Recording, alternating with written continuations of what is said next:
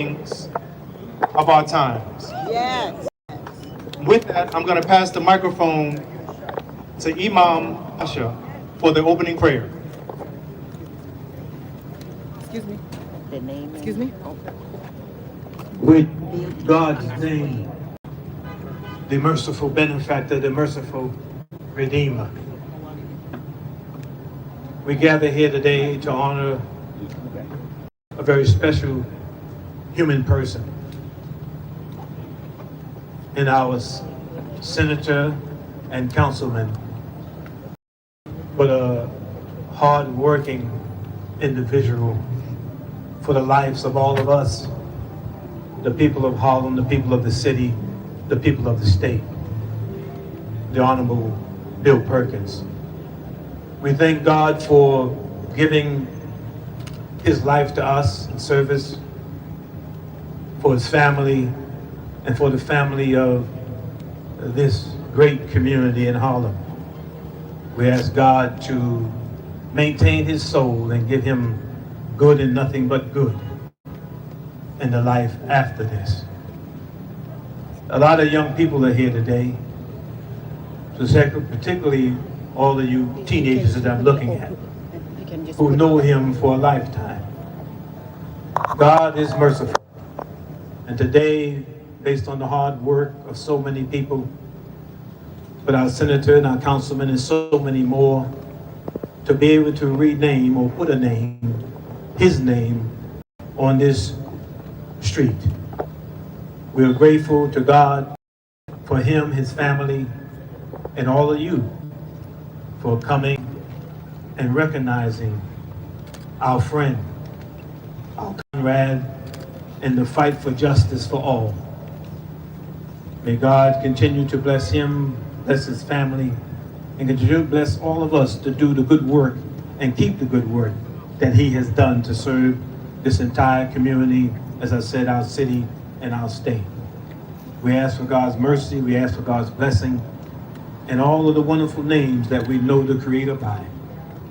So with that, we thank you. We hope that we will continue to work together in unity for the good that he stood for, and bring the dignity, the honor, and respect that he is due.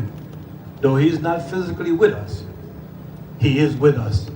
His soul, his spirit, his work, we need to continue it.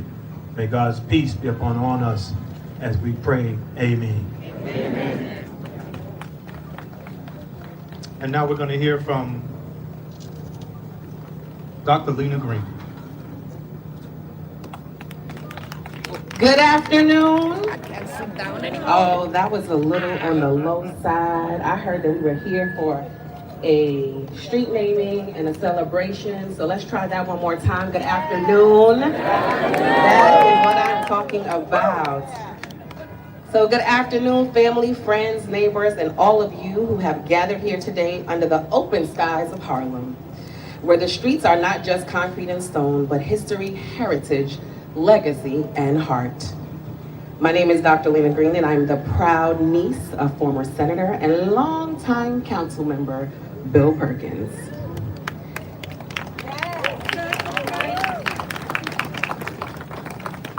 It is an honor and a profound privilege to welcome you to this momentous occasion. Today, we are not simply renaming a street, we are writing another chapter into the living, breathing history of our beloved community of Harlem. A chapter named after someone whose service, integrity, and love for Harlem and this great city of New York will echo through these blocks long after the applause fades. Today, we lift the name into permanence, not onto a billboard or onto the headlines, but into the very fabric of this neighborhood. A name that has walked streets with purpose, with intention, and someone against my wishes sometimes had us walking for hours upon hours upon hours. So if you know Bill Perkins even a little bit, you know that he likes to walk the streets because he likes to be closer to all of you, all of us. So, Bill Perkins, a name that has stood tall in the council chambers and rallies and classrooms, churches and senior centers, and on the steps of City Hall, and wherever, quite frankly, justice called. A name that reminds us that what public service ought to be is selfless, steadfast, intentional, done with integrity and deep soul. This official, this neighbor, this champion, this heart among us, gave more than speeches, tough words, funny jokes, and calls to action. My uncle, Bill Perkins, gave his time, his voice, and often his peace of mind so that others might have dignity, equity, and a chance to dream bigger. He didn't just hold office, he held us in ways that only true leaders do. And so today, we will do something sacred. We will immortalize his name, yet also lift up his legacy. A street sign may stand 12 feet high or higher, but the example we honor today reaches much higher than that. It stretches into our hopes, our children's futures, and the kind of city and the kind of community, this village of Harlem, that we believe we can build. And where every voice matters and every street corner holds promise. And so to all of you who came before us today, to all who's walked beside us, and those yet to come, may his name, Bill Perkins, and this street be a compass and a call. Thank you.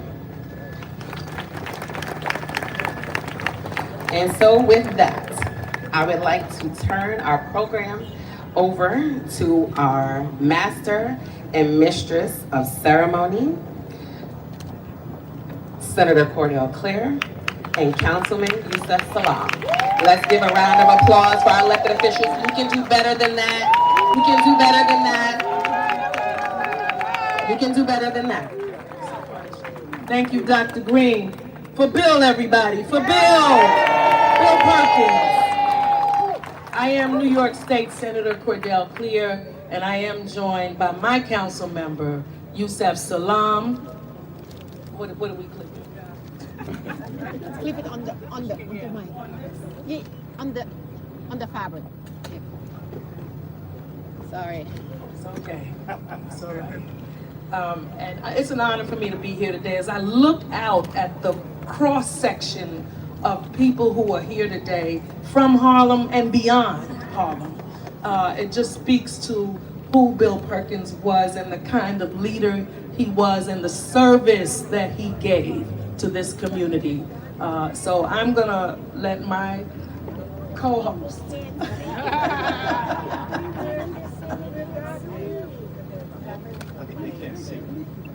Okay, yeah.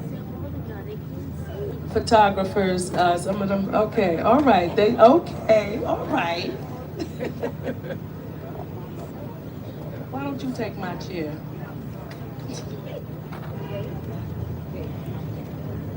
Okay, so I'm very proud today to stand here today, and it is like the irony of this day, right? Those of you who know, I served Bill Perkins as his chief of staff for 19 years. All right. Come on, Cordell. We even had a term, I was his political wife. It was okay with Pam. And the story is a very touching one because those of you who know me, some of y'all are here today, I said, I would never work for an elected official, right? And turn my nose up with it, everything. But this was no ordinary elected official. This was someone who had the heart of the people in his heart. And I don't regret one single day of service. And because of that experience, I know that is why I'm here today in this seat. And I'm gonna let Yusef tell his little ironic story. As Well, I mean, the beautiful part about being here today is that, as many as you know, 36 years ago, I was awakened to the nightmare. That awakening should never happen. No one should be jarred awake in that manner. A country that promises the liberty of freedom, the promise of justice, the hope of being respected, has always been elusive to black and brown bodies. Yeah. But I gotta tell you, when they came and got us that awful night, my brother Raymond Santana is here in the audience with us. He was one of the first to go. And then the very next night, they came and got me and Corey Wise, right out of this building, 1309, Schaumburg Plaza. As they say, what's the word? That's right.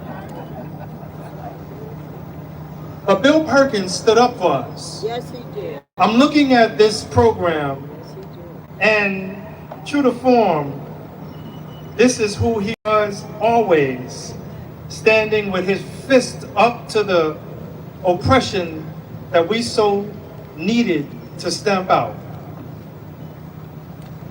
Bill Perkins reminded us that we could stand in the gap. We could be an interrupter. We could be of a positive influence. And I gotta tell you, even more than Bill Perkins himself, was when his wife was right there by his side. Y'all would come out of the building and look like royalty. And I would just be looking up. I was a little tall back then still. I was like, wow, look at them. Y'all look good. And it was an honor, an honor, an honor to be called for this special occasion. To be asked in many ways for a street to be named. And where should we name it? Where should we place it? Right here, where he lived, where he cut his teeth, but what they call it, the stomping grounds. Bill Perkins, when my mother called and said, we need help, Bill Perkins said, I will do everything I can. And then while he worked behind the scenes and made sure that everything was gonna be all right, sometimes they call it a soft landing. Sometimes that soft landing might have been me going up to Clinton Dannemora when I looked at the officers with the tattoos on their shoulders. They had tattoos of black and brown babies with nooses on their necks. But what I didn't know was that in those same mountains, it was gonna be all right. I would be able to survive the trauma of going to prison unjustly. I would be able to survive the rewrite of what they thought they could do. Because when man plans an evil plan and God plans, surely God is always the best of planners. Yep. We come from a community that is a melting pot of faith. That when I would ask, why me? My community will respond, just let go and let God. Right. When I was doing the knowledge in those spaces, in the mountains, and I see my mother is here with us as well.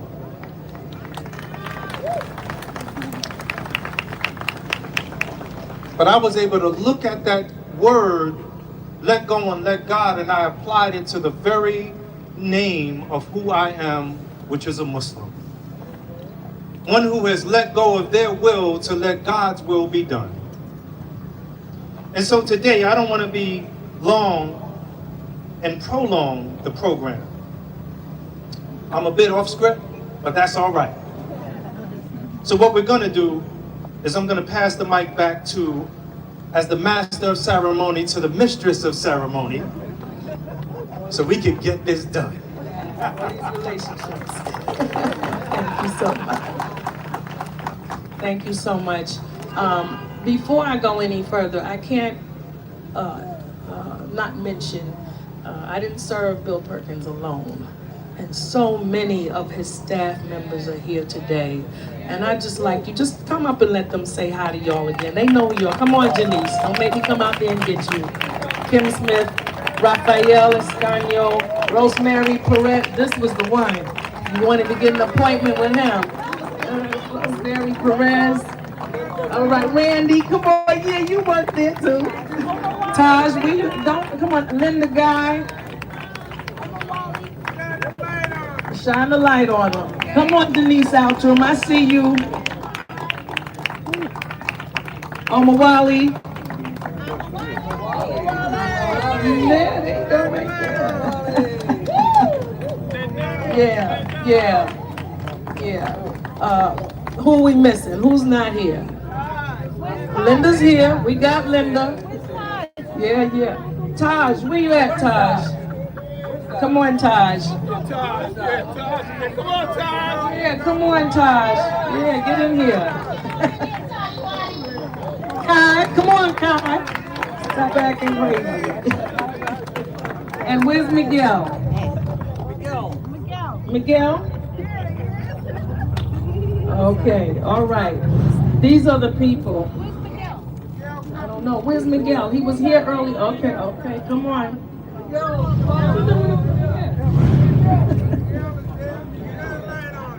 Yeah. Come on. Oh, there you go. Come on up here. We need to back up so we can get the full picture. Give these folks a round of applause. I can tell you as a now elected official myself, and even as a chief of staff, you gotta have the team behind you. Nobody does this alone. And these are some of the most dedicated, serious people you will ever meet in your entire life. They worked hard for Bill Perkins. You have to believe in the leader. You have to believe in the work that he's doing. So it's not just a job. It's not it's not a 9 to 5, and they don't pay overtime. So this was love. This was love and commitment and dedication. And I thank God that I got to serve and work with these people. And thank you so much for all those years. Thank you.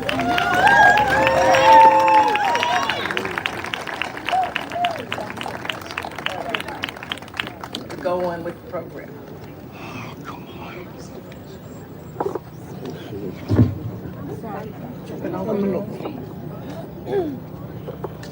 So we have some speakers that are coming up, and while they're coming, I just want to acknowledge we have many elected officials here with us today, and we want to recognize those who came out to be with us.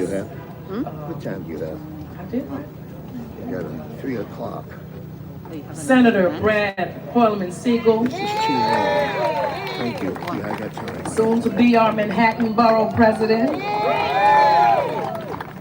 Senator Kevin Parker from Brooklyn. I see my Senator district Parker. attorney, Alvin Bragg. And there's some folks here, sometimes we don't mention these people, but actually Bill Perkins and Pam Perkins started out as district leaders in this community. And we have a number of them here today. If they could just wave. I think I see Curtis Arla from Broadway Films. I see him over there. Yeah, there's some Curtis. And some of us double up. Maria Luna. How are you, Maria? From Washington Heights. These are the people who are elected officials that don't get they don't get any, they don't get paid. They just do this work again because they love it, and we thank them for what they're doing. Thank you for coming here today. Go ahead. It's okay.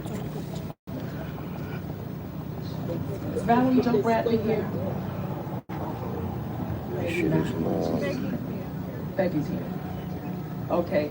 A long time ago, I remember when Bill, he was not even elected yet, and I was a part of a movement to end lead poisoning in New York City.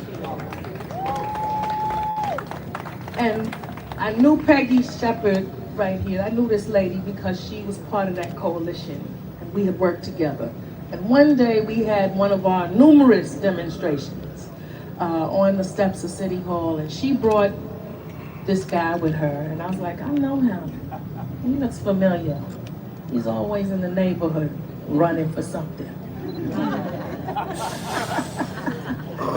And And that was Bill Perkins Straight. joining our movement. Come on, So you, sir. even before becoming an elected official, he stood with the New York City Coalition to End Lead Poisoning. He stood with West Harlem Environmental Action and all the other groups that were part of that coalition. And we received so much leadership from this person right here, Peggy Shepard, because she was doing the environment before it was sexy, you know? Before everybody was talking about environment. This is the person who was doing it for us. And when you talk about environmental hazards and you talk about Black and brown communities, there are huge disparities and often different issues that you're worried about.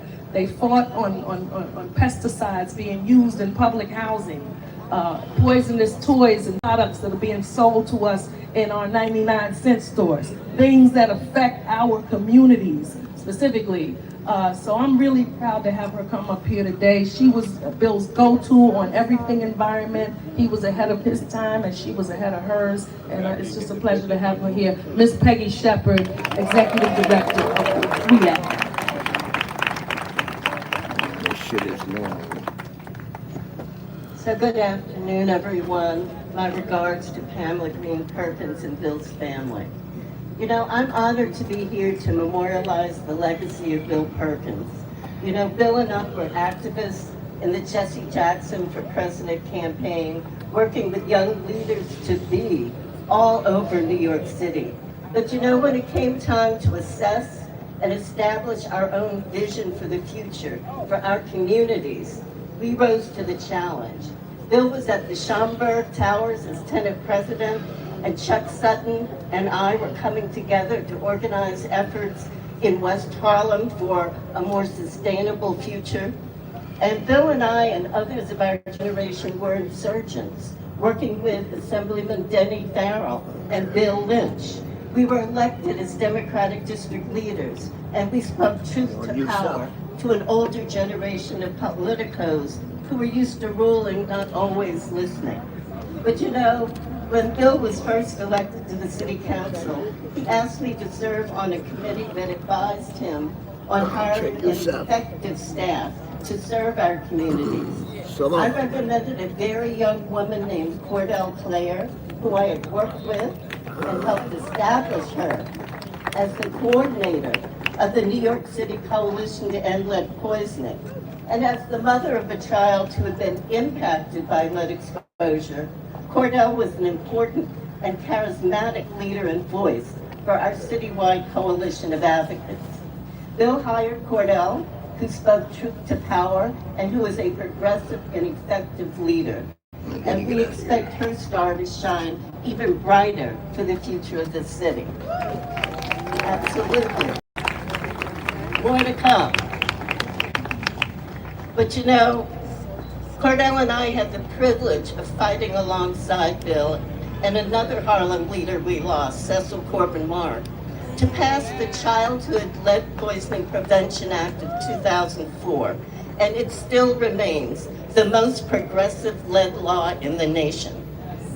Now, my only disappointment with Bill is that he is not here today to continue the actions that are so necessary for our city and for our communities to prosper. You know, our lives are the sum of our choices, and we know that grassroots activism can produce radical change. Yes. Bill was that kind of leader, and so is Senator Clare, who has never stopped speaking truth to power. Thank you all for being here. Thank you. Thank you, Peggy. Thank you so much.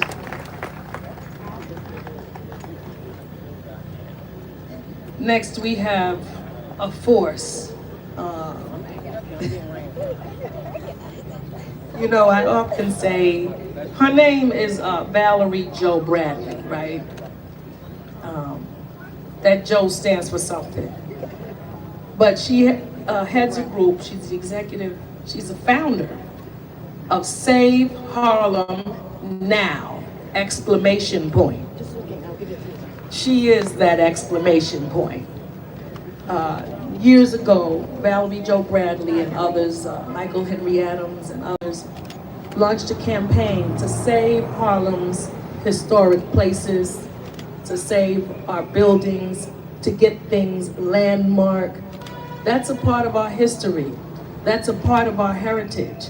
And rapidly it is disappearing by new development and those who are just seeking to make profit and not regarding the history of those great spaces in Harlem. So we have her to protect that. And I remember her coming to Bill's office and saying, we need to landmark Harlem and we need to protect Harlem. And he was immediately intrigued. And I sat there just thinking about, okay, I got a pile on my desk already. Here we go. But I was excited because it was an important thing to do. And I'm just glad that she did start that and she is here today. And I want to ask Valerie Jo Bradley to come up and say a few words.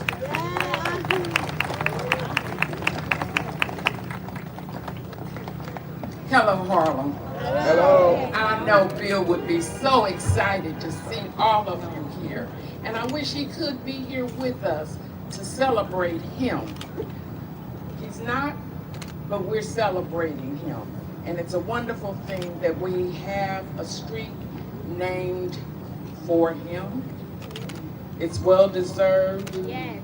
And it's in a place where he put his heart and soul in the Schomburg Center, the Schomburg Plaza. That was the name of those buildings right over there. Schomburg Plaza, remember that. It's the name for us. You know how we still call 7th Avenue 7th Avenue? That's what we color folks do.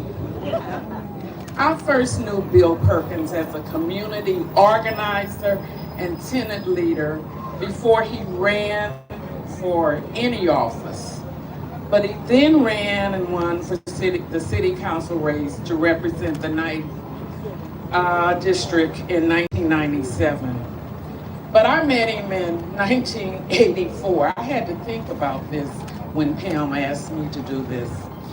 I met him in 1984 when we co-hosted a huge rally for Jesse Jackson, the civil rights leader who first ran for president in 1984. The rally started downtown and finally ended up at the state office building. The irascible and rumbled Bill Lynch identified both me and Bill to co-host the gathering.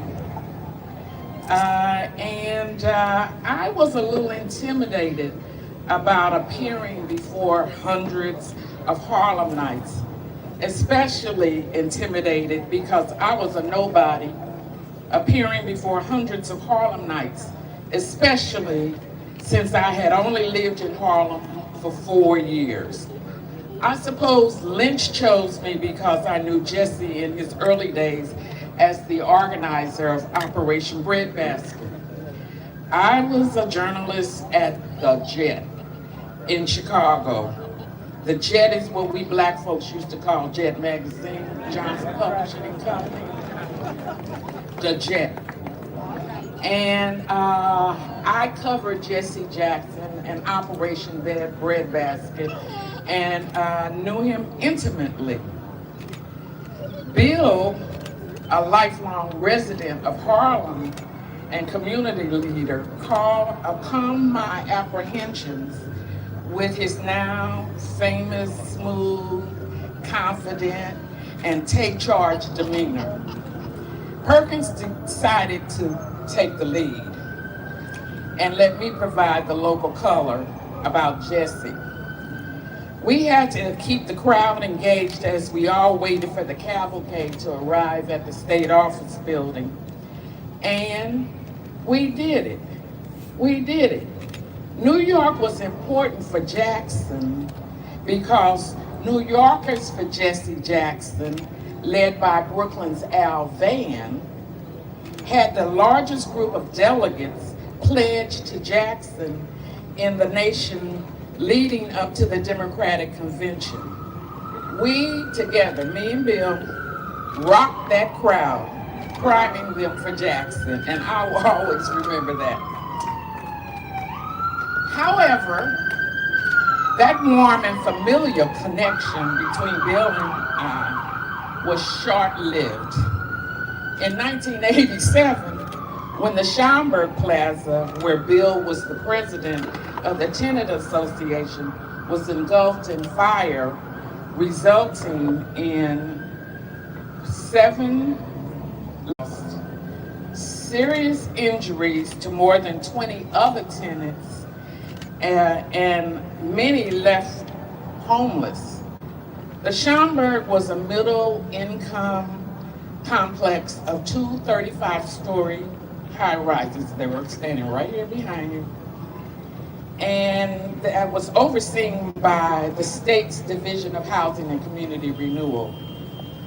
And the fiery, no-nonsense Perkins had the DHCR managers shaking in their boots, especially since he said complaints about fires in the garbage compactor helped prompt a wrench strike by tenants the year before the big fire. DHCR didn't have a black person working in the Urban Development Corporation at that time.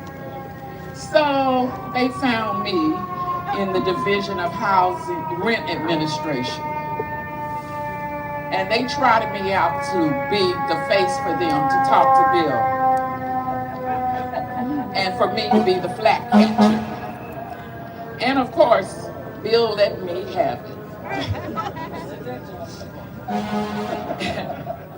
An investigation ensued, and it was determined that a fire started in a jam compactor chute on the 20th floor. The sprinkler system was not operational, and because of defective materials and workmanship, the fire and smoke escaped through the walls into the apartments. When the fire department arrived, they went into the basement and where they put out a small fire, and they thought that had done it. But they didn't realize that a much bigger fire was raging on the 20th floor until it was too late to prevent injury to many residents, adults, and children. It was a very sad day for Harlem. Bill got DHCR to publicly acknowledge that there was faulty work, and the building and UDC sued the architects and the contractors responsible for the building's construction. Of course, that did not bring those we lost back. Even though I didn't have to, Bill convinced me to attend the funerals. I remember at the funeral for 4 in the same family, including an 11-year-old girl, that Perkins waxed eloquently. He declared that the conditions leading to the fire must be blamed on public officials who, he said, had ignored the unsafe conditions. Invoking the story of David and Goliath, Perkins urged the mourners to reach into your pockets for the stone to slay the Goliaths, killing our community. Beautiful, right? For what it's worth, the tenants of the Schaumburg got an $8 million settlement for the harm they suffered as a result of the fire. And Perkins was in the forefront of that effort. Perkins was a leader for the people. He spent his life advocating for the people of Harlem to be treated with decency and respect. This is the man I remember. This is the man I respected. He was one of a kind.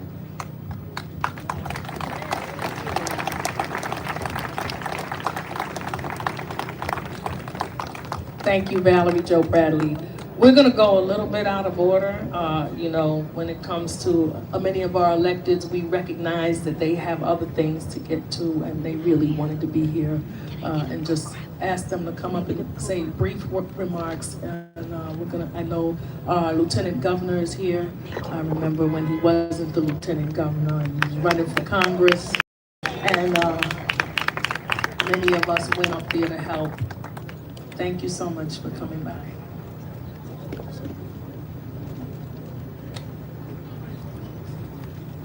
Good afternoon, Harlem. How you doing? You feeling good? Should be. Honoring the legend here. Great man. Senator Clear, Councilmember Salam, thank you so much for your leadership. To all my colleagues in government, Pam, thank you for your heart, for your love, for your commitment, for your partnership. The sacrifice that I know it takes for the partner every single day to stand up and lift up a dynamic public servant. I'm gonna be brief, but here's what I just wanna say as I sit and listen to the folks who have come out today, and as I look out at its crowd and see the love and the honor that we wanna bestow upon this great individual, this great man, it becomes clear to me that what he was more than a political actor was a moral agent. He was a moral leader. He was somebody who was tied to the people who cared for the people who loved, for the people who fought, for the people and who was engaged in the desire to make real change. He did things like stand with the exonerated when a lot of folks maybe didn't do so. He was willing to fight for those who were being left behind and speak truth to power when it wasn't always easy. I believe he was also one of the first statewide to step out and endorse Obama when he ran, bucking political power, bucking political machinery, and bucking an old guard that was too concerned with its own power as opposed to the power of the people. This is a moment that we all need to reflect upon when it comes to what is required right now. Democracy is built on a moral idea that we are all God's children, no matter our race, no matter our gender, no matter our sexual orientation, our religion, we all come from a higher power. And we all have one vote, we're equally treated. That's a moral idea. And in the absence of moral leaders like Bill Perkins, you're left to wonder what happens to our democracy. So we're here to lift up this man and his legacy because he is a reminder of what it takes to pursue justice and truth for everybody, what it takes to sustain our democracy, what it takes to live up to our democratic ideals. I appreciate every single one of you. He's certainly the inspiration to me. Pam, thank you again for your love. Senator Cordell Clear and Yusef Salam, Councilman, thank you for your leadership. Appreciate every single one of you. God bless. Thank you. Next, we're going to hear from our new assembly member. Well, he's a little bit new, but he's not new to this community. Assembly member Jordan Wright.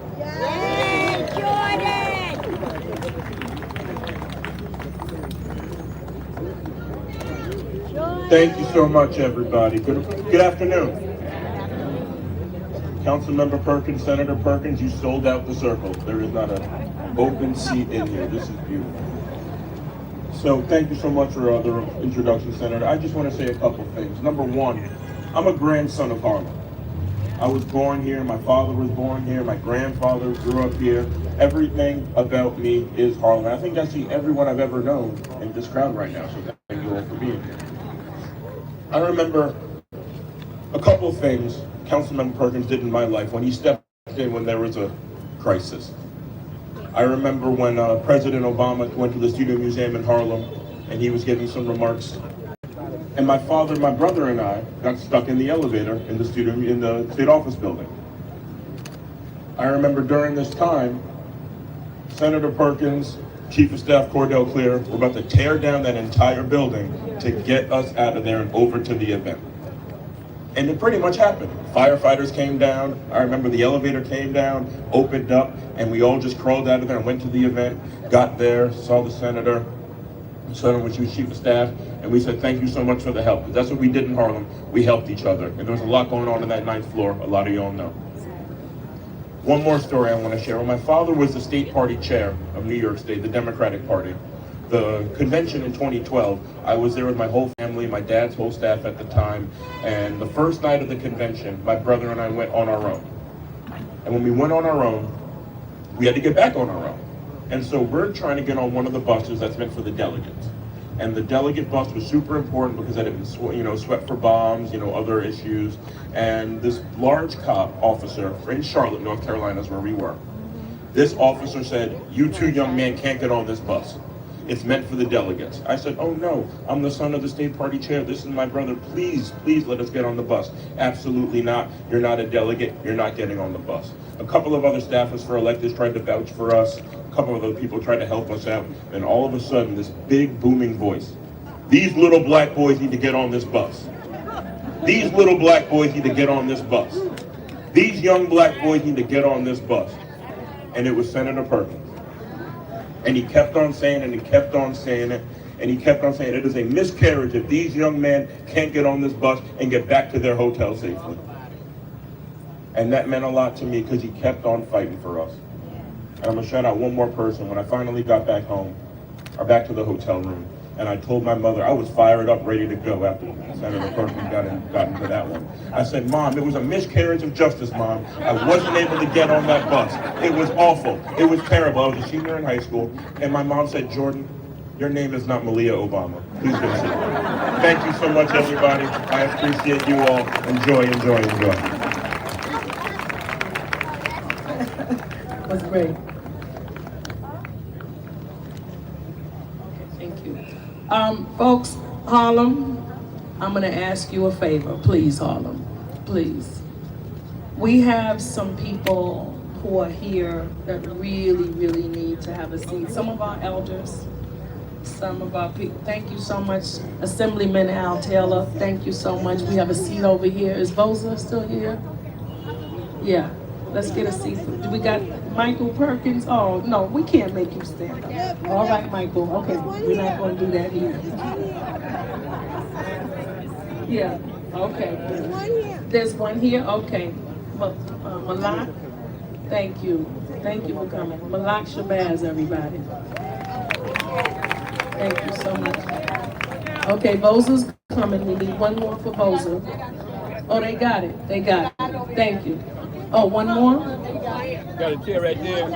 Oh, Gail. Gail, fine. Don't get me in trouble. Chair right there. Okay, thank you. Chair right there. Go ahead. Hello, young man. How are you? Okay. Right there. Oh, there's a chair right there. Oh, right. Anybody? This one? Okay. Oh, yeah, that is for somebody that's not. Thank you, Harlem. This is the Harlem I know. Somebody can sit. Get a chair. All right. Okay. If I could get by. Okay. I'm going to continue because I know our congressman is ready to go. I stood with him. This is a busy congressman. You all hear what is going on in Washington, D.C., and the tweets that are going out that are attacking our very community, especially East Harlem, El Barrio, who has waited so long for that 2nd Avenue subway, and to have them start talking the foolery that they're talking about, taking that money back. But we have a fighter for us in Congress, and he is here today to give his remarks about Bill Perkins. Thank you, Pam, council member. Queen Pam Perkins is our queen.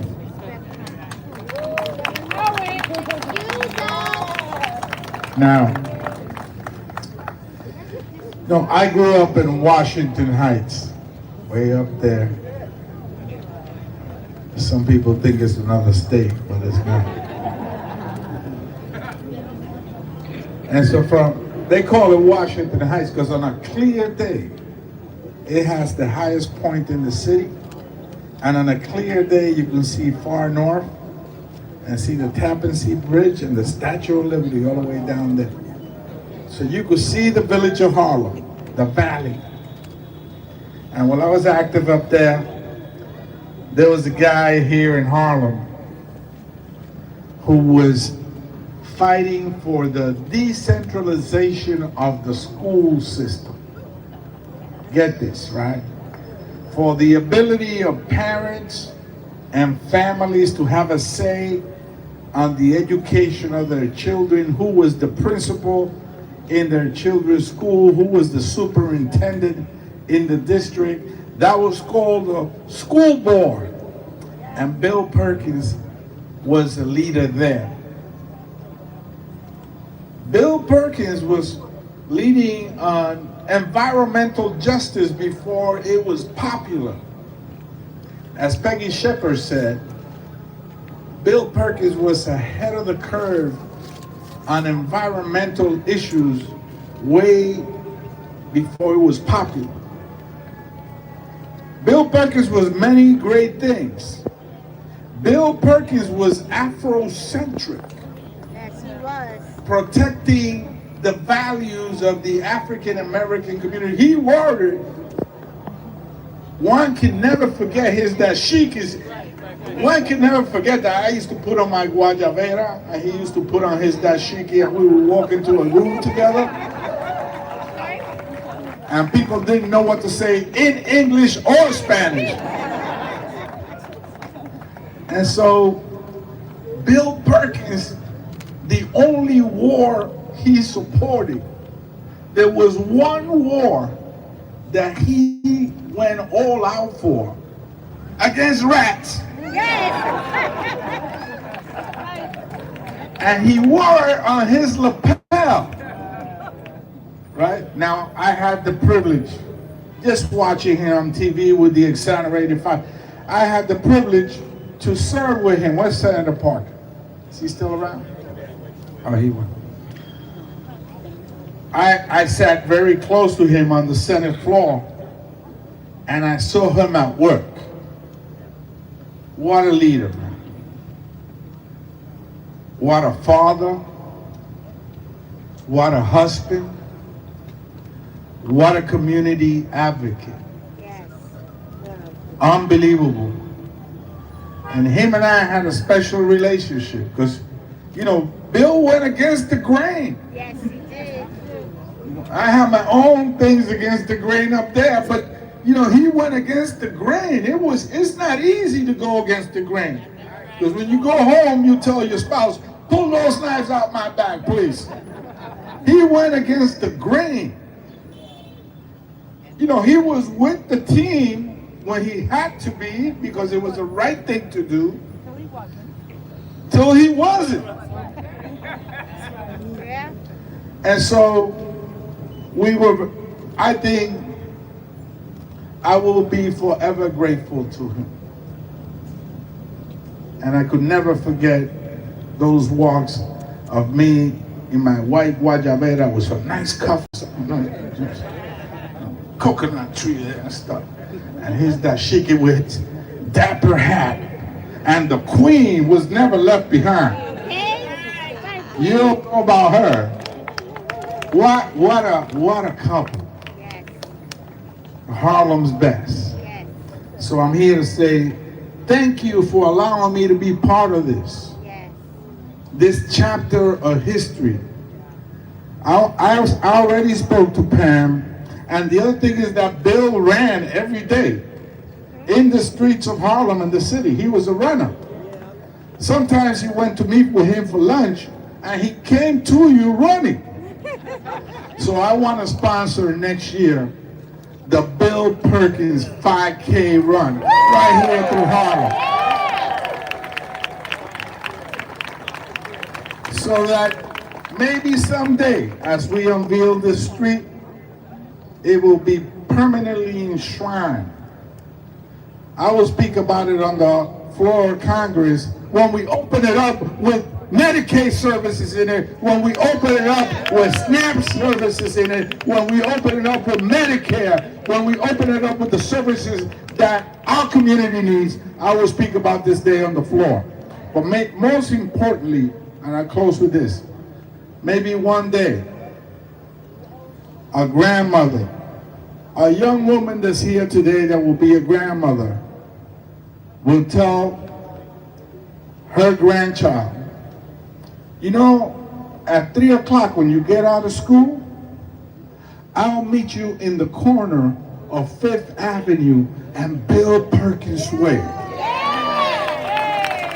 And that grandchild, 100 years from now, we'll say, Grandma, who was Bill Perkins? And she'll look at her and say, someone that ran and kicked down doors for you. Bill Perkins was a fighter for Harlem. God bless you and keep the faith.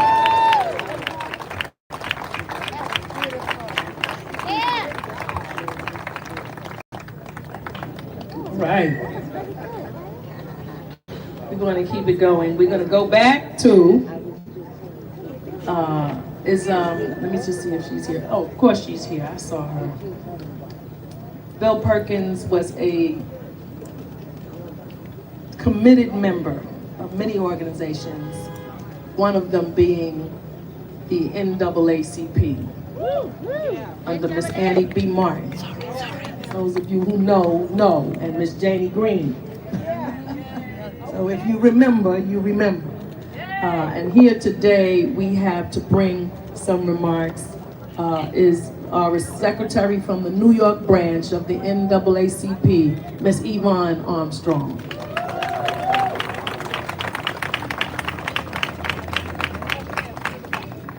I don't take my flash. And I think flashes now. I don't need it. And Thank you. look at that. Hello, family. How we doing? How's Harlem? You know, the NAACP has been around 116 years. And Bill Perkins was a part of us. He was a member for a whole lot of years, all the years he served. I want to say first thank you to Senator Claire, and I would like to say thank you to Council Member Yusef Salon, who we honored when he first became council person. And we honored Senator Claire several times. But in any event, hello Pamela, I love you baby. And your mommy, where's Miss Green? Miss Green. I'd like to speak about Senator Bill Perkins, who was a lifetime member of the NAACP. He also sat on the board of the NAACP for the New York branch right here in Harlem. And we were introduced to Bill by our late president, Dr. Annie B. Martin, who, when he first became a district leader, that's how far back we go with Bill. And then he went on to become council person, and he went on to become state senator. And he worked with us in the community of Harlem, where he served. He was an advocate for civil rights, human rights. He chaired our education committee. He chaired our criminal justice committee. He chaired many things for the NAACP. He walked with organized labor in New York and in the state. So to name a street after Bill Perkins, who always walked in Harlem. That's what I loved about Bill Perkins. He walked with his people in Harlem. Yes, he did. He didn't ride in a limo. No. He didn't ride in the taxi. Right. He didn't ride on the bus. He walked side by side with his people in Harlem, looking dapper with his hats on. You will look up and you'll see Bill talking to his people, giving them information on policy in our community, and reminding us to stay together and fight for justice. He worked for every Harlemite and every mankind. I'm glad the community is remembering him for all his work. He would say, if he was here now, let's stick together as a family. Don't give up. Thank you.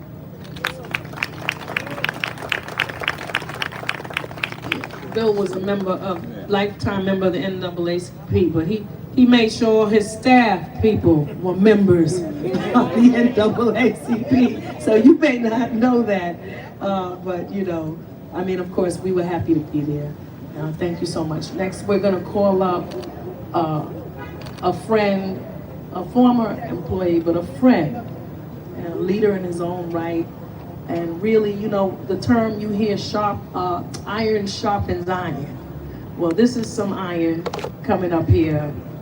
I'm going to ask Omar Wally Clay from the December 12th movement. All right, straight ahead.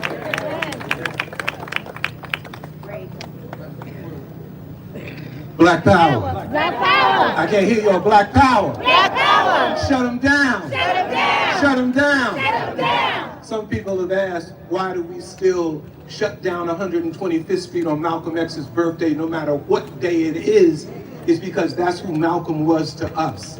He's not simply a sign. And although we're going to put Bill up on a sign, Bill was more, much more than a sign. The first thing is he was never part of the club. No. He was never part of the club. Y'all hear what I'm saying? He wasn't part of the club and he wasn't part of the machine, because it's the Democratic machine that has got Harlem in the case it is right now. Talk about And they're coming for us. Bill, we need you now.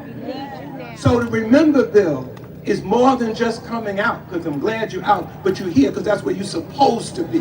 Where else would you be when we're honoring Bill Perkins but right here now?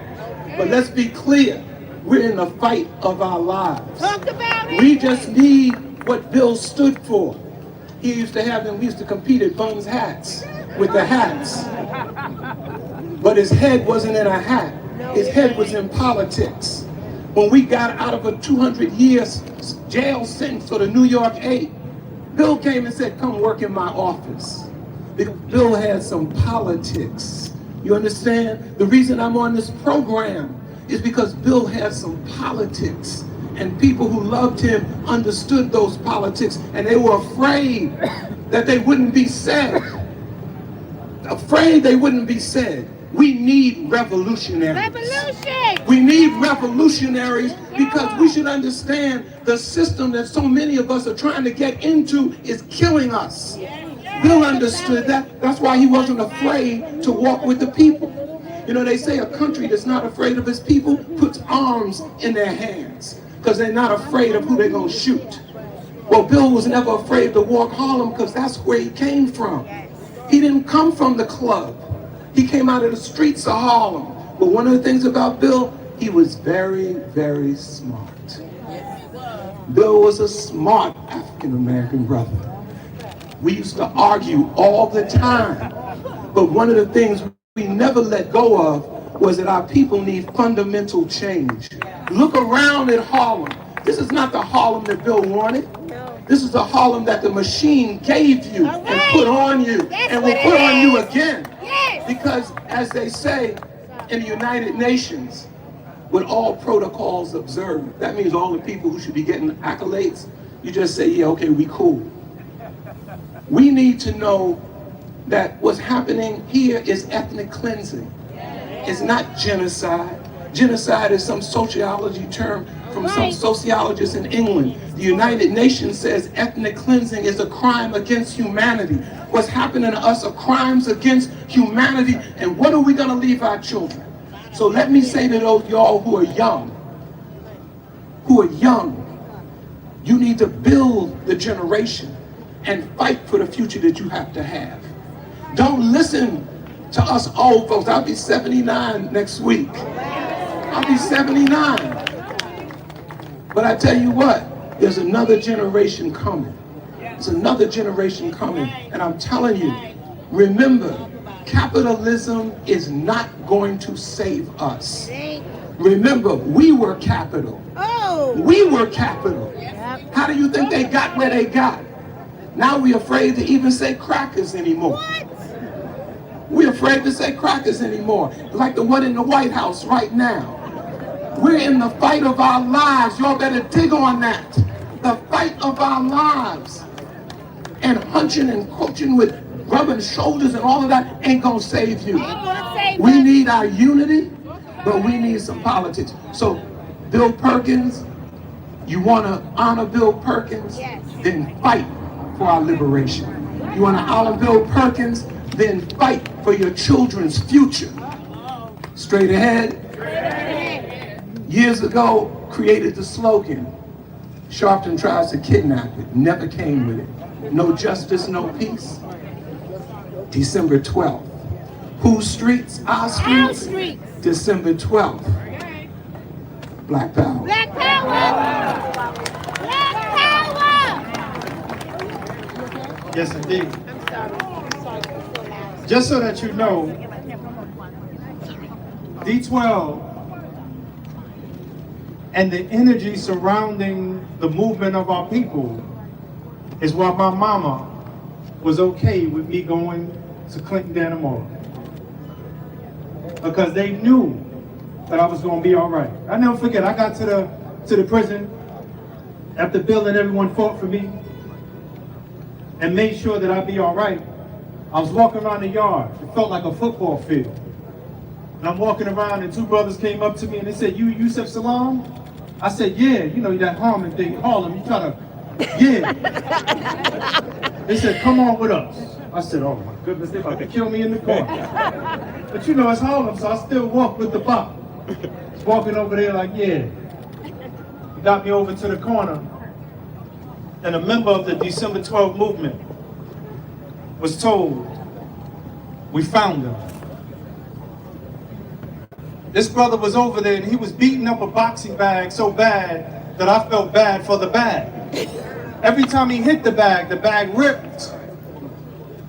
He took off his gloves and he extended his hand and he said, "Assalamu alaikum wa rahmatullahi wa barakatuh." I said, "Wa alaikum salam wa rahmatullahi wa barakatuh." Then he said, "We are members of the Black Panther Party. We are members of the Black Revolutionary Army. You are safe. In the belly of the beast, which became the womb of America, we became safe. My brother Raymond Santana, my brother Kevin Richardson, my brother Corey Wise, my brother Antron McCrae. 3 of the 5 are here right now today with you. Raymond right there, Kevin right there. Y'all gonna hear from them in a minute. But right now,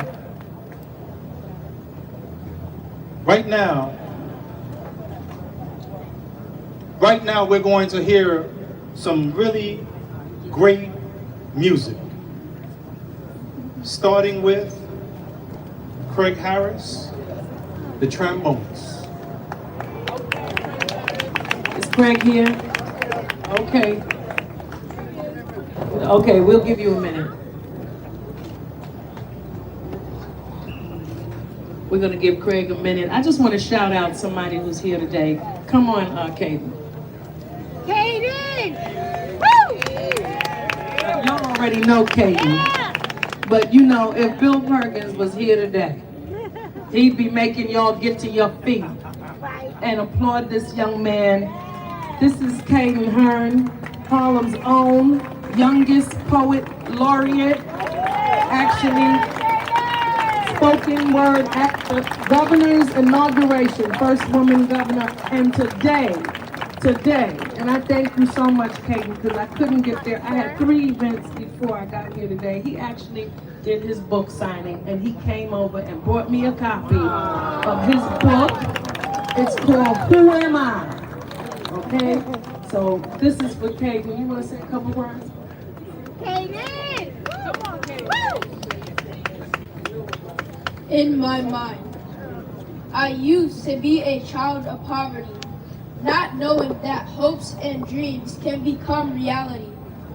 In my mind, I thought it was fine to sit in the back of the classroom because my teacher never asked me to read or write. But little did she know I was ever so bright. In my mind, I used to hear my grandma cry, on her knees bowing down, shouting, thank you, Lord, for blessing this house. Her cries brought tears to my eyes. Grandma's cries was thanking God for all his blessings. But now I understand why. In my mind, I used to hear my ancestors cry. They helped clear the path so others do not have to die. Justice and peace, oh Father, please help me. And that's what I heard in my mind.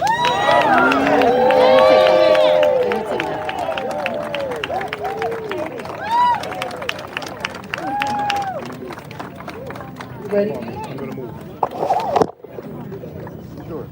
Hello Hello everyone, my name is Craig Harris. I'm a musician here, I'm a Harlemite, I'm a friend of Bill Perkins. And for y'all don't know, Bill was always on the edge. If you go into history, there's a protest at Brown University when Bill was in college and he was leading the protest then. If you go check out YouTube or whatever, you see Perkins was always on it. And our greatest love in being a musician was that if I was playing downtown, doing my wild thing, my experimental thing, Perkins was there. If I was in Harlem grooving, funking it up, Perkins was there. Wherever the music was, Perkins was there. Henry Cordell, they just like they be there for the culture. And that's one of the biggest things about Bill, that he really understood the essence, the politics, and the power of our culture. He really understood it. A lot of people talk it, but they don't walk it. He was with us, like, we'd be stepping up into some outer extended harmony, Bill Perkins be right there. So I'm gonna play just a little bit. We don't have time to bring the band because that takes about 2 hours to set up, but I'm just gonna play a little bit. And what's... I just want to quickly announce District Attorney 31058. Those are your plates. If that's your car, you're blocking someone in. Could you please?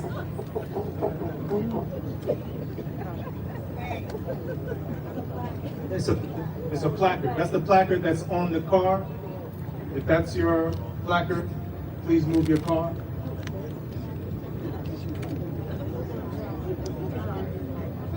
Anita.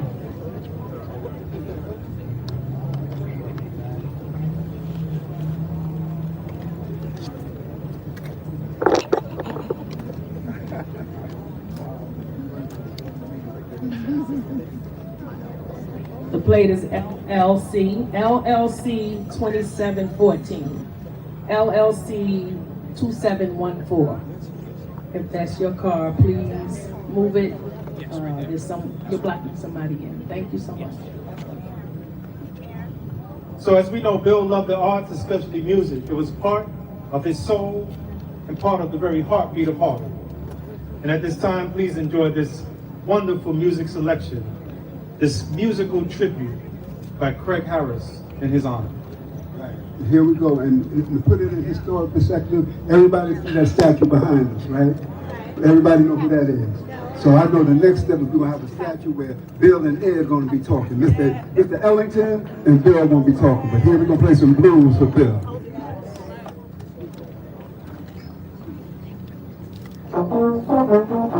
We don't need no microphone here.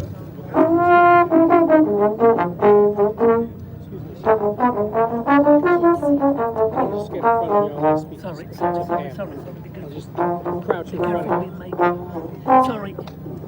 And then I'll get out of your way.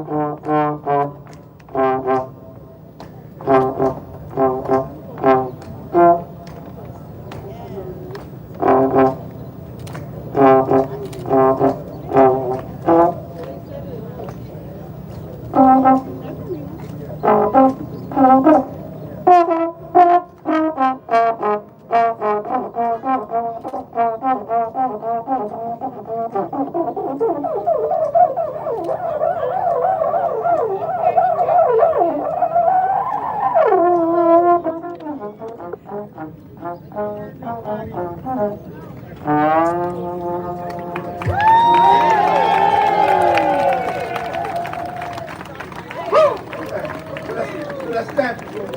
Right now. Ellen Perkins.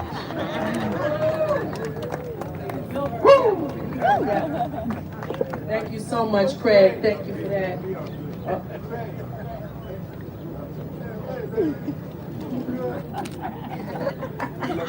Oh, my man.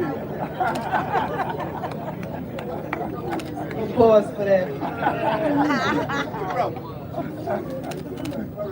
Jerry Perkins, brother Bill Perkins, jazz band. And that was such a treat. Our world-renowned trombonist, Craig Harris. Thank you so much for gracing us with that today. I'm gonna try to get back on this program. Some way or another, we are going to get back on this. We wanna hear from family and friends, and there's some people who have been with Bill. You know, they call them your day ones, you know? And there's some day ones out here who've been fighting the fight. We have Barbara Forgy, who's a Schaumburg Plaza resident. One of the people who moved in when Bill did, when Schaumburg opened. You know, who's been there for a long time. Where's Miss Forgy? Is she here? Sure, take your time.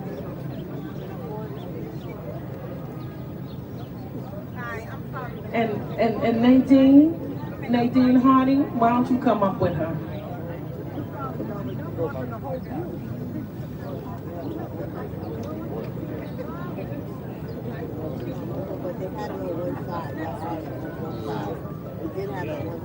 Can y'all get low at least though? Can y'all at least get low? Because I know y'all weren't there before.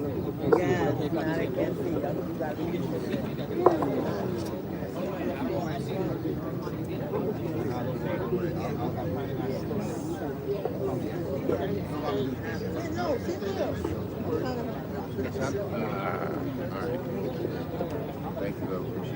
Good afternoon, everyone. My name is Barbara Forgy, and I have been a resident of the building across the street for 48 years, where I first met Bill Perkins, whom I later called Perkins, until he stopped me and told me I should call him Bill. But anyway, I've lived here for 48 years, and I became a resident of the council, the tenants council that Mr. Perkins was president of. Not because I wanted to, but because I was forced to. Little did I know what I was getting myself into. But through the years, it was a blessing because I learned so much about what it was to be a tenant and also a member of the council that he was involved with. Because I never sat down. I rarely sat down. We talked and we talked and we talked. We always talked. Because this was the kind of man that he was. He had something to say and something to do about the buildings across the street that older tenants and people that know the building will always call it Schaumburg. Schaumburg Plaza. Always. It's never anything else. Mr. Perkins put me in the Residents Council and worked me like Alabama. The mic.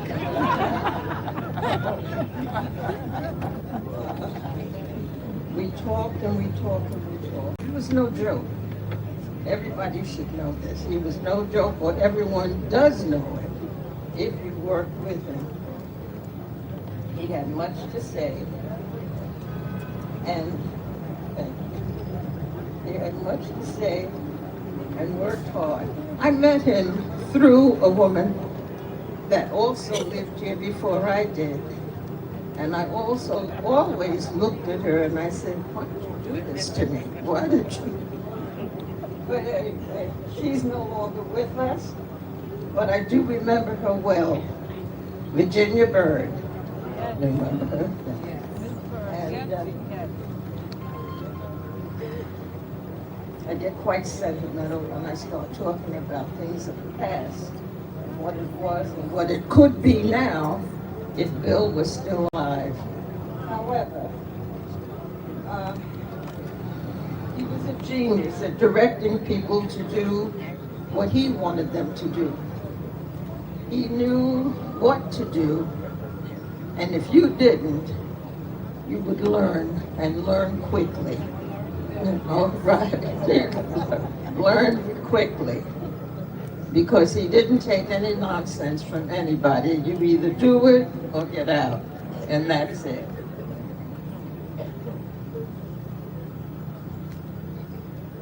He often needed people to go and collect information downtown to be able to bring back to the present owners at that time and make them do what had to be done at this development. Schaumburg would never be Schaumburg today if it had not been for Bill Perkins. He raised more hell, and I say it openly and honestly, with the people who he knew that owned this building. Anybody moving in here today should be thankful, even though you can see some cosmetic things being done. That was not all there was to it. He was a person of do your job and do it well. Don't fool around. This is it. When the seniors had to walk across Fifth Avenue in order to get a bus to go uptown or downtown, Bill Perkins made it possible for the bus stop to be planted between 5th and Madison Avenues so that the people there did not have to move or walk across the avenue, possibly to be hit by cars or frightened. So he placed a bus stop next to the building between 5th and Madison Avenue. We needed a ramp for the seniors and others to walk up to the entrance of the building. That was not there. We had to walk steps. Bill Perkins made it possible for them to put that platform in, that ramp in, so that people could roll up in their wheelchairs, walk with their canes, and to get into the building safely. There is so much that he did that I was a part of with him.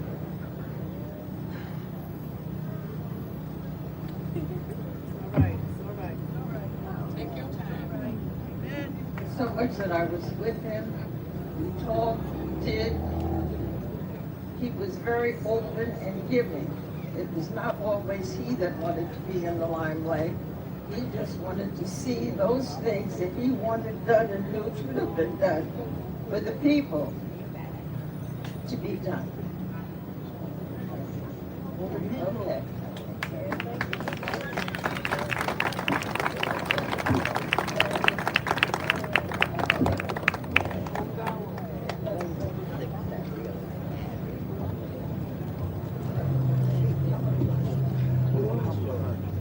Good afternoon, everyone. I'm Nadine Harding.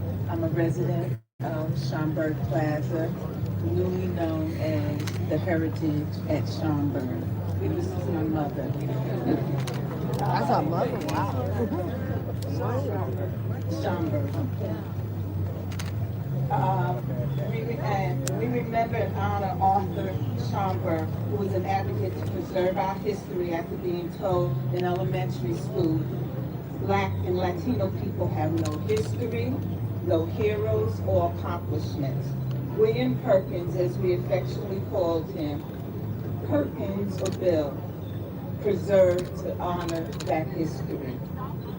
And so I thank him for that and the legacy of Harlem. I want to thank Bill Perkins' spirit. I want to thank his family. I want to thank all of the people who supported him, supported us here at Schaumburg, and that was necessary for our community.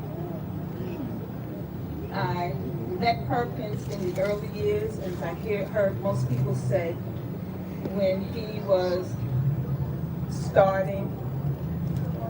And as my mother shared, Virginia Byrd, she was the one who was an advocate, who pushed me into joining the Residents Council. And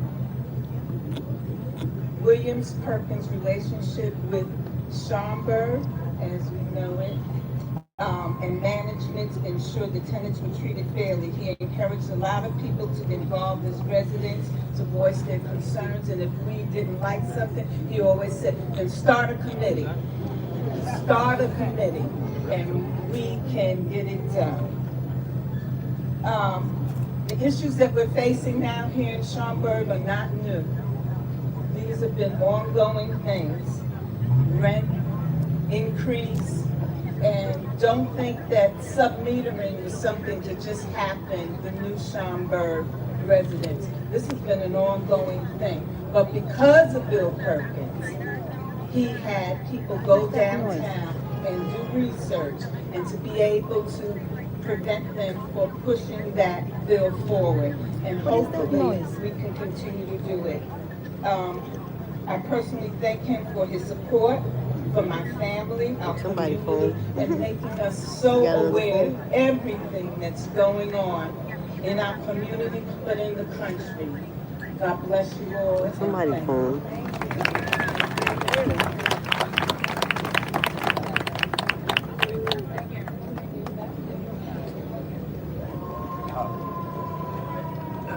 Yeah.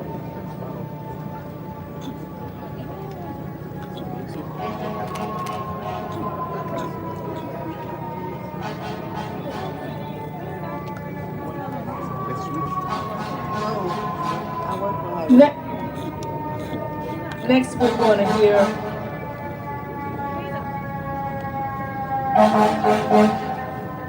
Let Them Go.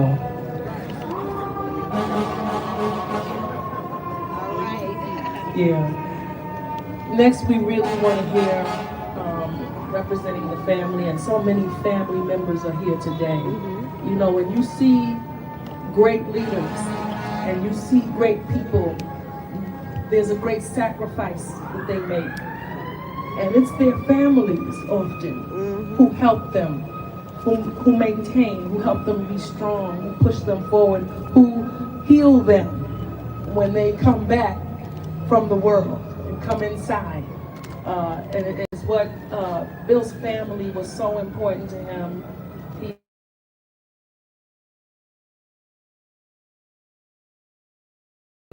And and for his whole family. He just was so proud and always wanting to do everything he could to make things better for them, making them strong, keeping them strong. So today we get to hear from now. We used to call him, you know, because we never in our community call nobody, but it was close. But you know, it was close. We, you know, this is William Perkins Jr., but we called him Dub. WD. There you go, WD. But he goes these days by Will, right? Or William. Or William. William. There's an update, everybody.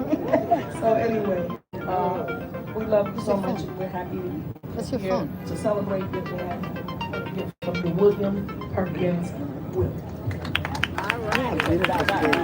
Schomburg, what up?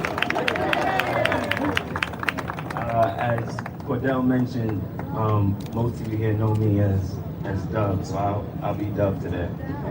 But it means a lot that all of you are here today. I mean, it's truly a full circle moment for all of us. As was mentioned earlier, and as most of you know, my father was a runner. So this morning it only felt right to go for a run. 5 miles. And while I was running, I thought a lot about how much has changed since we last got together on the occasion of his passing. And since that time, I've gotten a little lucky. First, I became a husband to my love, Alex. And just a few months ago, we were blessed with the greatest gift, baby girl Nova. Nova Harlem Perkins. Now they say death gives way to life, and Nova was born in May, the same month that my father passed, so we thought it was only right to honor him by giving her the middle name of Harlem.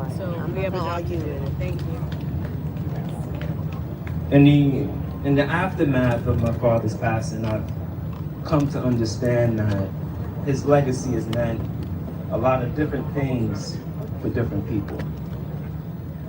And thinking about some of the game he used to kick to me and what I might reflect on today, I was reminded about a conversation he and I had so many years ago now. I think he might have been the deputy majority leader in the council. And we were walking through Marcus Garvey Park, and he was hot. You know, he had the hot hand at that time. He was really coming in to form. And I asked him if he would ever want a park, 4th Street, named after him. And his response was a quote by Fidel Castro, who once said that no living person, man or woman, should have a monument named after them while they're living. And he said, Dub, I still got a lot of work to do. And that really resonated with me, and I really respected that. And I think even more so because his work was on behalf of others, you know? And he never approached it as work. He approached it as a duty to give back to those who suffer the same hardships as he suffered right here in Harlem. And he took that duty very, very, very seriously. Sometimes too seriously. But he meant what he said, and he did his best to do the things that he said he was going to do. And I really admired him for that. They could have named his name, they could have put his name on a building, they could have put his name on a library. But I think it matters more here, because this is where it all started for all of us. Right here in Harlem, right here on 110th at Schomburg. And he never left. So kind of going back to what I was thinking earlier and just what his legacy means for me today. As a matter of fact, I'm addressing my daughter. And Grandpa's lesson today is whatever drives you, whatever wakes you up in the morning, whatever you become desperate about, to take it personally. Don't just make it work, make it matter. It'll hit harder that way. And through some trial and some perseverance, no matter what, you'll be rewarded. Before I go, I'd like to thank Councilman Yusuf Salam, Senator Cordell Clare, my mother, Pam Perkins. I know this was not easy. The staff over the years, absolutely, and to all of you, our extended family. Thank you very much.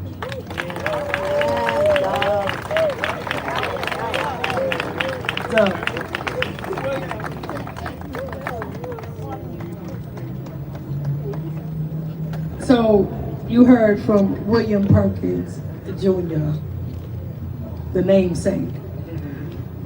But this is William Perkins Jr., the real William Perkins Jr. right here. The fire, the vibe. We love her so much. Kiva, his daughter, thank you. No, thank you, Cordell. Thank you, yourself, and of course, Pam, and everyone that's come and participated.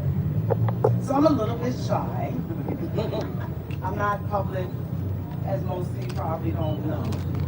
But anyway, I wanted to say one thing. What's the word? Right? I'm gonna part with 3 words, and this is what I think my dad would have wanted to say to you all. Education, registration, and participation. I wish you all a blessed afternoon. Thank you for coming out.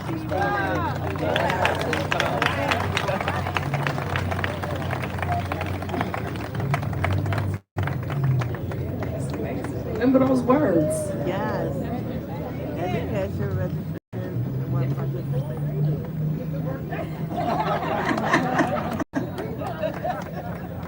So we've spoken about this woman a few times today, but I just don't have all the words to tell you. Every journey, every step, every mile, every breath, every act, Bill Perkins had someone by his side. When you hear the term ride or die, if ride or die was a person, and it is, that's Pam Perkins.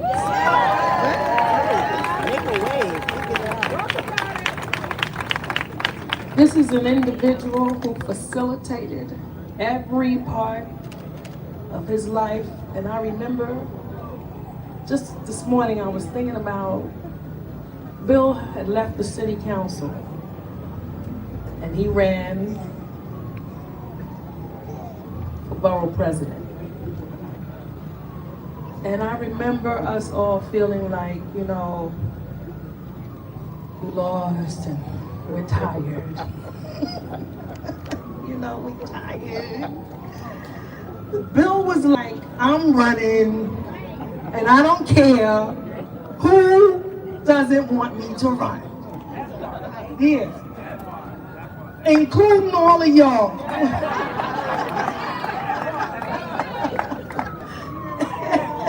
And Pam was like, okay.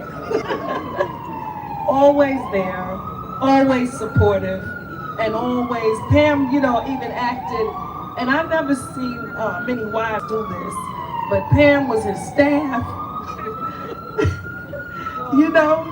She'd check out her little notebook and take down numbers, and people stop you in your events, Pam would pull them to the side.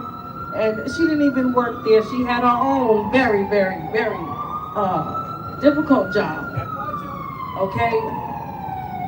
But she also made sure she held Bill Perkins down. And she didn't just, everybody talked about this today too. I've heard the word dapper and sharp and clean looking. That was Pam. That was Pam all day, every day. From top to the bottom, his presentation, everything about Bill Perkins, we have her to thank for the man that we saw every day. And today, she was a woman on a mission. So if you have anybody to thank for today, and I think including the weather, it was Pam Perkins. Yeah, she had a little talk with G. She got everybody straight. But we love her so much, and we are going to hear from the beautiful, the charming, the strong, the wonderful, fierce Pamela Green Perkins.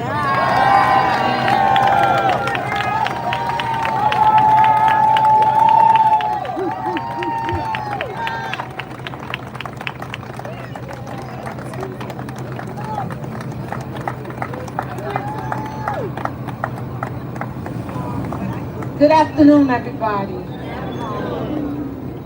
I had so much to say, but Doug, you and Kiva said it all. All the former speakers, thank you so much for being here. I am so delighted, and I want to start by asking the members of the Perkins and Green family, please stand. Let folks know who you are. Stand up. Stand up. Stand up. And I wanna acknowledge my family because you know, it's not easy sometimes when you have a man like Bill Perkins. I used to tell people, well, you know, he loved me, he loved the family, but we weren't his first love. His first love was serving this city and this state. That was his first love, in this community. And I want to acknowledge that. So thank you, family, for forgiving him and us for the birthdays that we missed and the anniversaries that we missed. Because you do miss them. We did miss him. Because he was out here. We shared him with the community. So I want to just acknowledge you and say thank you. I am so delighted that Bill's collective body of work is being honored today. And I want to recognize, you know, they say God is the best plan, isn't he? Who would have thought? Who would have thought that this young man would be the person to make this happen? Who would have thought? Look at God. You know, look at God. So I want to thank you, Seth, for making this happen. Couldn't have happened by anybody else but you. Considering all the things, the trials and the tribulations that Bill went through with you and the Exonerated Five, this is, you know, I couldn't have planned it better. But God planned it. And my sister, and I call her my sister because she is my sister here.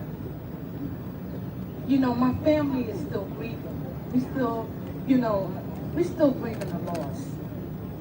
We're still grieving the loss, but she has been there for me and my family forever. And I just want to acknowledge that she's the senator. I take credit for her getting her hired. I take credit for that. Me and Peggy referred her, and I told Bill she's coming. She's doing this. I want to acknowledge my mother, my 93 years young mother who's here. We love you, and we're glad you're here, Mom. I'm not going to say too much. I just, you know, people have talked about why we did it here. you all have heard stories about why this place is Bill Perkins' way. This place is Bill Perkins' way because this is where he got his start. This is where it all started for him.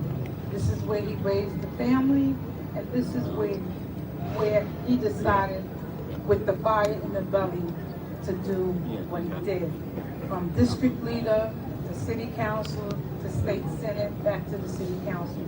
So people want to understand why here, because this is where we started. And I know we got some Schomburgers in the house. Stand up. Come on, Schomburg. Stand up. And I want to acknowledge you because y'all had his back. Y'all had his back when other people did. Listen, he couldn't have done what he did without you guys. Y'all were there first, and y'all still there. And I thank you. I want to thank all of the people who are here. I want to also thank some of the electeds who are here, who came to pay homage to Bill and to acknowledge his work. And I think this event has to be a unifying event, so that everyone knows how Bill, a son of Harlem, enthusiastically dedicated himself and his love to this community. And I want to thank you. I also want to thank the staff. There's nothing like a good staff. And we know that Bill couldn't have done this by himself, but the staff that he had, he was blessed to have the best staff. And, you know, I don't know what else to say. I'm overwhelmed and I'm overjoyed. And I just want to thank everyone, the members of the community who voted for him year after year, the stories that you have brought me over the course of time since his passing about incidents that he's done that I didn't even know about. So I just want to thank you all, and God bless you. Thank you.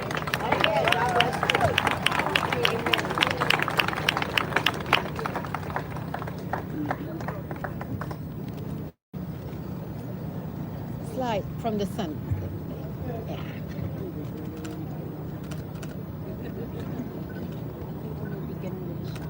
Thank you.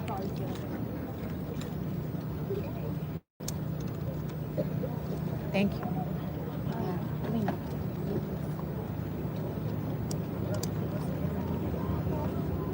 So while they're snapping pictures, we got to keep this going. Give it up for Pam Perkins, everybody.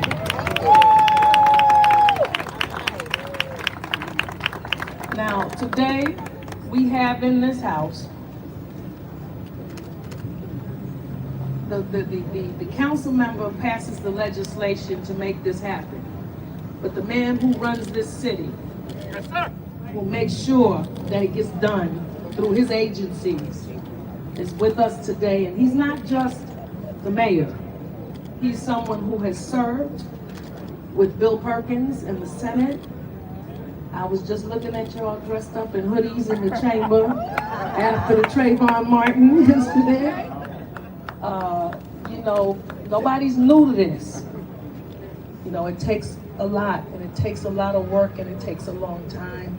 And this is someone who has done that work and certainly stood by Bill Perkins' side through much of the work that he did. I give the mayor of the great city of New York, Eric Adams, our mayor.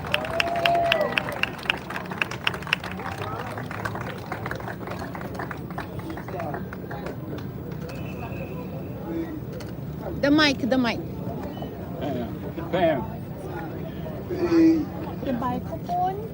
First of all, really, you know, the village of Harlem is something that that's Bill not the mic. loves so much, and I see different Virginia Bills, who's here, one of the pioneers, Inez, what she has done throughout the years, and I could just go back and think about the moment of seeing Cordell when she was in the office holding it down. Back when I was a police officer with one of the blacks in law enforcement care, And I remember clearly what Bill's entire team accomplished throughout the years. And I think that Caden, the young man who was speaking when I arrived, and Craig, the accomplished musician, really personifies what this moment is all about. It's about understanding the history, but also the future that Bill represented.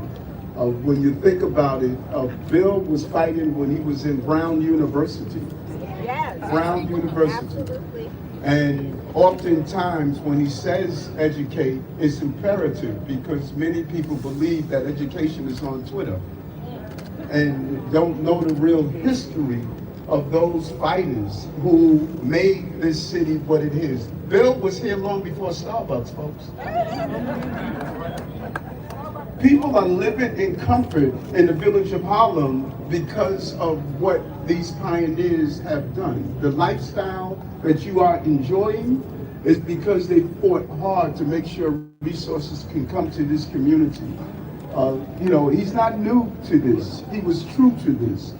And one thing he was clear on, he loved himself some Pam. You know, your husband loved you. We would take those train rides back and forth to Albany, and it was a 3.5-hour ride. He'll spend 3 hours talking about you. You know, he knew that he found the right one. And so we thank you for giving us and allowing your husband to do the work that he has done. And his life should be an example for all of us. We're not here forever, folks. When we signed the contract to enter into life, it did not come with a permanency clause. It was very clear. Mortality is part of the journey. The question becomes is what are we going to do with our lives while we're here? And how are we going to give back? And how are we going to be remembered? None of this remains. There's a sunrise and a sunset. And the gap between it would define who we are. Bill lived his life to the fullest. I was happy to serve with him as a state senator. I was happy to serve when I was ball president. And I'm happy because of what he has fed and what he has contributed to me as the mayor of the city of New York. He was disappointed that the first mayor came from Harlem. He thought the second mayor came from Harlem, but he came from Brooklyn. But he was true. He was a good, loving, caring family man, father. He was a symbol of black malehood, a symbol of it. Unapologetic about fighting for black and brown people and standing up for black and brown people. And let's continue to lift up his name. Let's continue to lift up his contributions to his city. And I'm so happy, brother, that you are making sure the street is named after him. I remember him calling me when you and the other 4 brothers were brought into the Central Park incident, and he was proud of the exoneration. I remember him calling me and marching together when Diallo was killed. I remember him fighting to get resources here in Harlem. Every major incident that happened in this city, if not the country, he was there. A lot of people are praising Barack Obama, but Bill was with Barack when a lot of folks were hiding and did not want to stand with him. We need to be clear on that. You know, they got Barack pictures in their home now, but trust me, they were not with Barack. And he brought 7 of us into the conference room at 1199, and out of the countless number of elected officials in the office, there were only a few of us.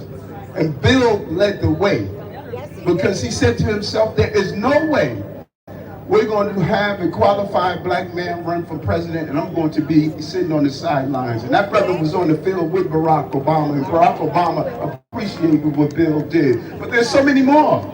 There's so many more lessons after lessons after lessons that Bill Perkins did. Let me conclude with this. You know, you go in the bank, you get in the bank, there are 2 lines. One, if you're going to do a deposit, or another, if you're going to make a withdrawal.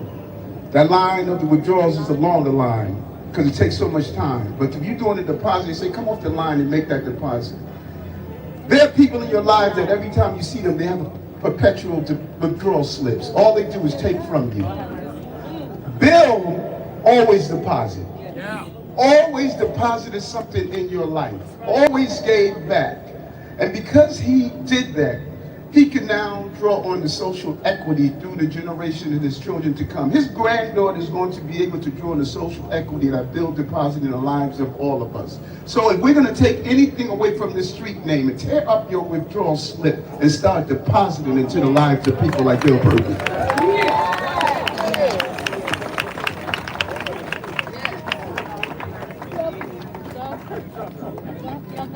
Thank you so much.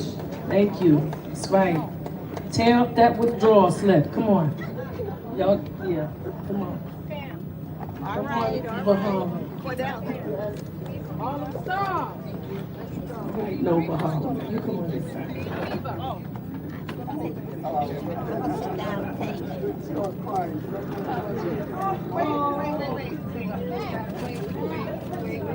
Who's Max? And Rebecca. Everybody look up.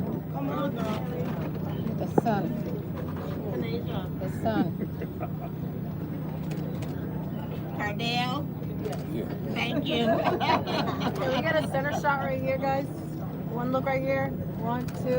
Thank you. One look right here. 1, 2. Come over here, Rebecca. Thank you. That's great. Thank you.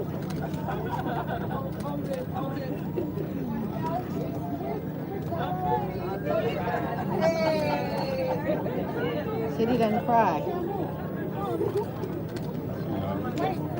Hold up. Hold up, hold up. Another one on this side now. Zion, are you still here, Zion? Where's Johnny?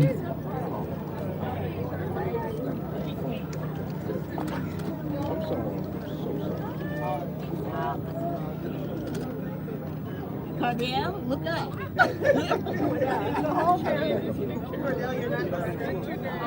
Where's Jerry? Where's Jerry?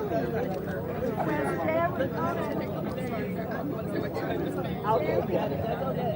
Okay.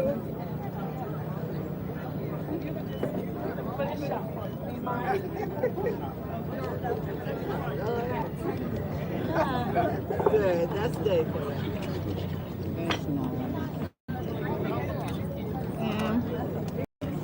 Yeah, that's cute. 3, 2, 1. You got it, Mike? I got you.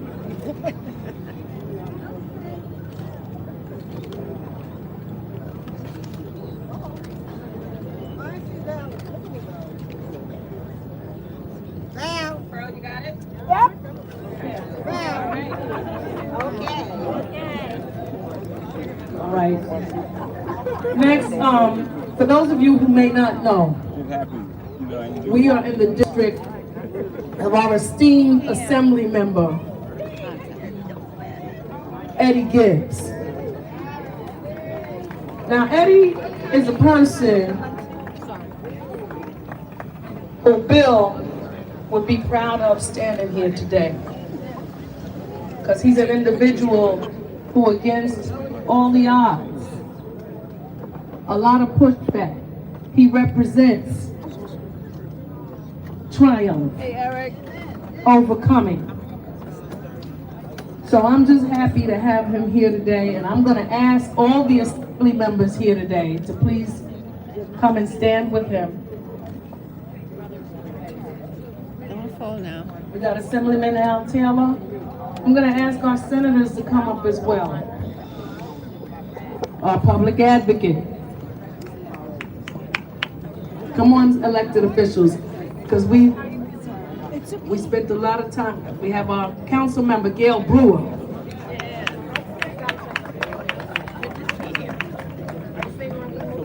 Our borough president, soon to be controller, Mark Levine.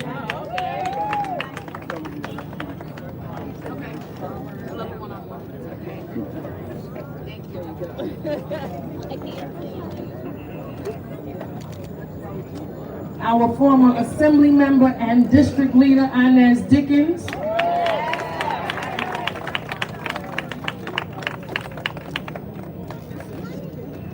If I missed you, raise your hand. Don't throw darts at my picture later and tell everybody how I didn't call your name. Yeah, Brad Herman Siegel, he was here. I shouted him out. We have our former borough president, C. Virginia Fields, and council member, C. Virginia Fields. Yeah, you thought you was gonna get me. Where's Robert Jackson? Okay, so sorry about that. I said public advocate Jamani Williams. You heard me, right?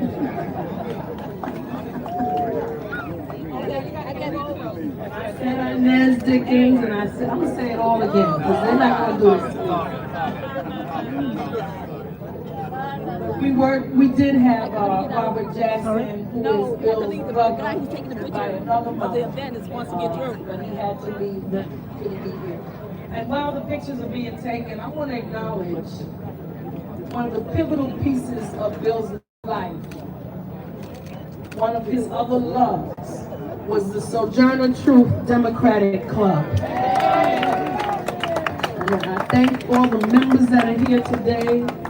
And I want to recognize even some of the judges that our clubs helped make, who are here with us today. I see Tanya Kennedy. Is she still here?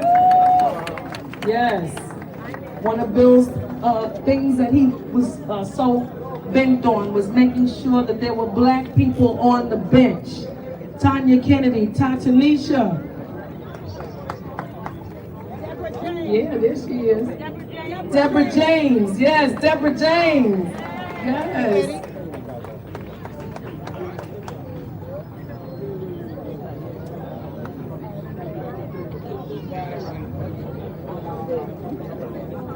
That's all right, just put hair on. Get everybody that we're done. Okay, we're done. All right. No, wait. Hold it. No, let him. You gotta look forward. Let him. Okay. From the count. Ready? To One. five. They're taking Right pictures. here. Pictures. 1, There you go. 2, 3, 5. All right. Got it? Sorry.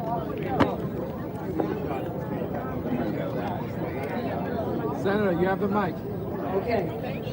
I give you our Assembly Member Eddie Gibbs. Thank you, Senator Clear. To my big sister, I'll talk about her in a few seconds. All the wonderful things she's done for me leading up to this historical election of mine. But to my brother on the right, Council Member Yusef Salam, who I wholeheartedly adore, admire, and totally inspired to. Your humbleness, one day I'll get there. But until then. So I'm gonna be frank with you guys. I talked to Madam Pam Green last night and today. She know I'm a straight shooter. I tell the truth and shame the devil. I'm not a politician. I'm a peopletician, meaning that I'm not gonna give you those fancy, pretty words. Hold on. I have to ask everybody, please, take your conversations, please, quiet, especially up here. Thank you. Yeah, let's let all the fancy politicians go real quick so we can continue on. Because you know Bill Perkins, he wasn't about that. And I told Pam Perkins, I'm gonna tell the truth today. But before I start, I wanna say something. Senator Claire said that she was considered Bill Perkins' wife, his office political wife. And I gotta be honest with you guys, on the street, we was happy with that because that meant Pam was on the market somewhere and we was all looking for that Pam Perkins girl back in the days. I told you, I'm a straight shooter, I'm gonna tell you the truth. It's good to see so many of these elected officials out here Bill Perkins truly cared about people who couldn't take care of themselves, who couldn't represent themselves, who didn't have the opportunity to have a microphone, who did not have an opportunity to run for office just because of a criminal record or just because you wasn't part of the pro quo. Bill Perkins seen beyond that. He was truly a people's person, a peopletician. He didn't care about the accolades. He cared about the accomplishments. Hell's yeah, Bill took a picture everywhere he went. He loved the camera, but he didn't care about the accolades. See, the camera actually recorded the things he's done over the years. I remember sitting next to the congressman earlier, and I should have kept my mouth shut because I was sharing all the wonderful things Bill Perkins did in the community.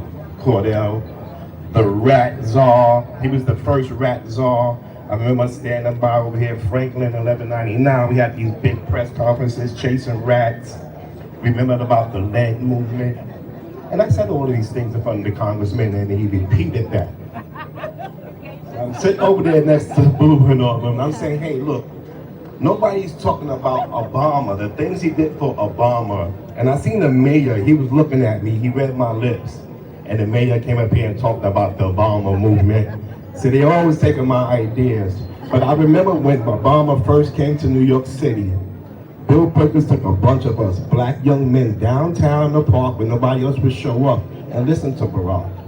And on the way back uptown, Bill told us, this is democracy working. Bill never introduced me to politicians. He introduced me to the people that mattered.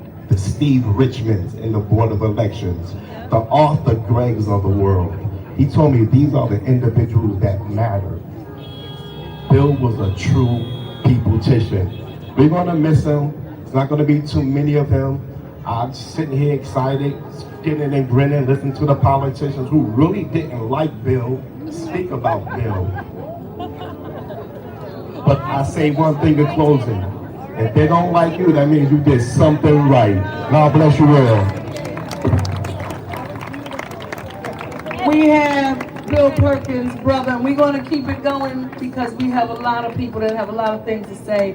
But this gentleman right here was with Bill through every moment, always at Bill's side, always there to support him.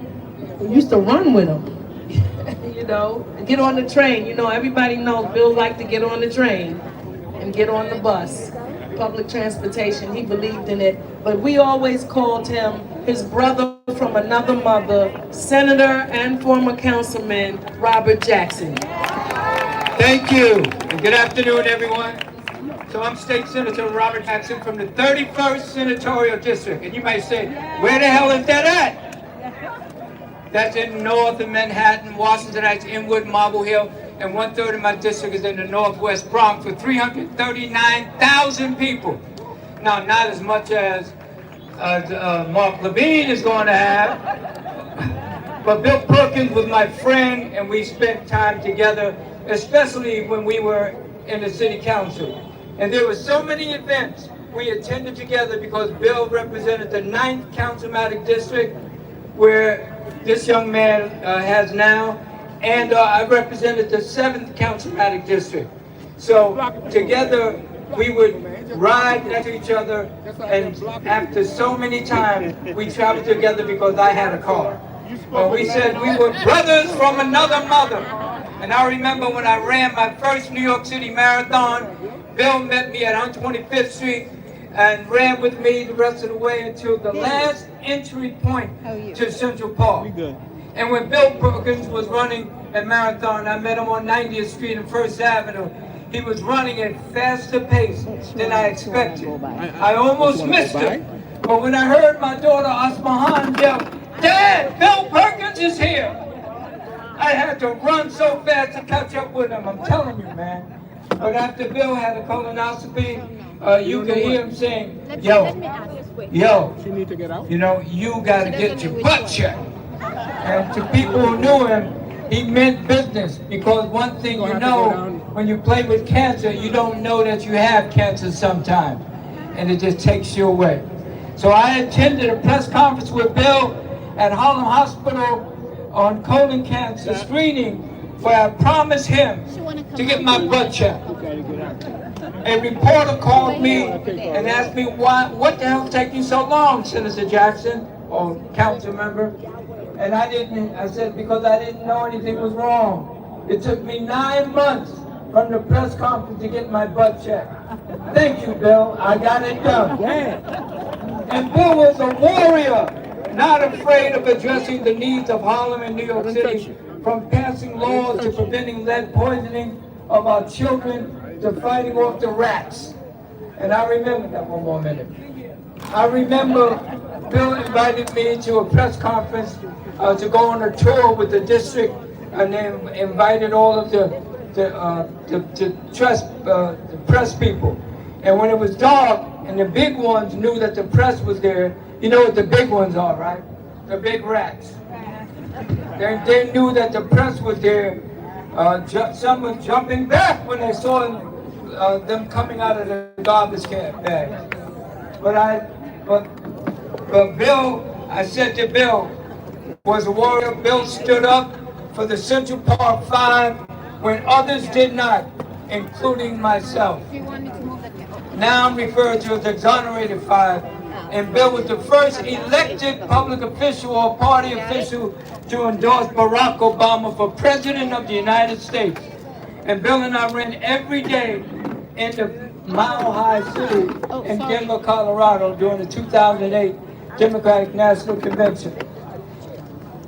So, to the Perkins family, thank you. You can be proud of Bill because he did so much for the people of Harlem and New York City in his career. So many people are saying he will be missed. Yes, he is missed. On behalf of my wife and my family, please accept knowing that Bill Perkins was my brother from another mother. Well done, Bill. Rest in peace. We love you. Thank you so much. Thank you. Next, we're going to hear from one of Bill Perkins' closest colleagues. He's close to him not only because they had districts that sat adjacent to each other, but they sat next to each other in the chambers of the New York State Senate. Our senator from the 31st Senatorial District, I'm sorry, that was Robert. I'm sorry. Robert's 31, I'm 30, and he's 29. Okay, so from the 29th Senatorial District, all the way from the Bronx and El Barrio, East Harlem, we have Senator Jose Serrano. Thank you so much, Senator. Thank you, Council Member. I'll be very brief because I know the program is long. So grateful to be here with you today. My regards to the Perkins family, Pam, everyone, for this really amazing tribute. And yes, it's no secret. In my 24 years in office, Bill Perkins has been was a constant for me. When I was first elected to the New York City Council in 2001, I met him, was completely impressed with him. My dad had known him for 1,000 years, and he just said the most wonderful things about him. So when he came to the Senate, though, we really hit it off. And it was kind of like high school. And we were sitting in the chamber, and every once in a while we would get looks from the presiding officer because we were laughing too much in the chamber because he could do that. But one of the things that really was so inspiring about Bill Perkins was his understanding of a coalition building process and his love for Latino culture. Now, Bill Perkins would go around speaking more Spanish than I did often. He would talk about rice and beans more than anyone else did. He understood, celebrated, and really, really enjoyed the Latino culture because this is how he grew up. This is the neighborhoods in which he was in. And he understood that the Black and Latino community together was so important. And in the words of Bill Perkins, I will say, sí se puede. Sí se puede. Thank you so much. Next, we're going to hear from our borough president, but soon to be comptroller, the one who signs the check. Y'all better give it up. Act like you know, because we are definitely going to be tapping into those resources. We have today with us Mark Levine. Thank you, Senator. Thank you, Council Member. You know, I've been coming to street namings for 20 years. I can't remember the last time I saw more people come out to honor any leader. This is incredible. I've been to streets for presidents and prime ministers with fewer people. There's only one Bill Perkins. We are here for you, my dearest Pamela, as well, and all the Green Perkins family. I love that we're doing this right next to Tito Puente Way. I love that Bill Perkins and Tito Puente will have eternal proximity uptown. And if I'm not mistaken, it was City Council member Bill Perkins 25 years ago. Am I right? Confirmed. Coming full circle here right now. Bill Perkins did a lot of smart things in his career, but I think the single smartest thing he did was to make Cordell Clear his chief of staff. Brilliant move. Now, I learned today that it might have really been Pam Perkins' idea. So I'm going to give you credit too. But still, it takes a strong man to empower a strong woman, and Bill Perkins was that kind of man. And we are so proud of you. I miss Bill. I miss Bill as a friend. I miss Bill as a political leader. The most formative experience in my political life was in a cold January night in 2008 at a restaurant on Frederick Douglass Boulevard when a very small number of us were watching the returns for the Iowa caucus. Cordell was there, Pam was there, there were not more than 25 of us in there at the room. We were there because we believed in Barack Obama, but we were all, you can applaud for that. Thank you, Athena Moore. We were also there because we believed in Bill Perkins.